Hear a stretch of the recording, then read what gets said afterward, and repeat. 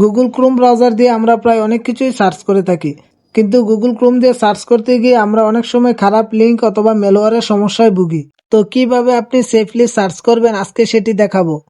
তার জন্য প্রথমে আপনার ফোনে গুগল ক্রোম অ্যাপটি ওপেন করবেন। অ্যাপটি ওপেন করার পর ডান পাশে যে 3 ডট আইকনটি দেখতে পাচ্ছেন সেটিতে ক্লিক করবেন। 3 ডট আইকনে ক্লিক করার পর এখানে যে সেটিংস লেখাটি দেখতে পাচ্ছেন সেটিতে ক্লিক করবেন। সেটিংসে ক্লিক করার পর এখান থেকে প্রাইভেসি অ্যান্ড সিকিউরিটিতে ক্লিক করবেন। তারপর একটু স্ক্রল করে নিচের দিকে চলে আসবেন। নিচের দিকে আসার পর এখানে সেভ ব্রাউজিং নামে যে লেখাটি দেখতে পাচ্ছেন সেটিতে ক্লিক করবেন। এখানে ডিফল্টভাবে স্ট্যান্ডার্ড প্রোটেকশন সিলেক্ট থাকবে, আপনারা এখান থেকে ইনহ্যান্স প্রোটেকশন এটিতে ক্লিক করবেন। তারপর ব্যাকে চলে আসবেন।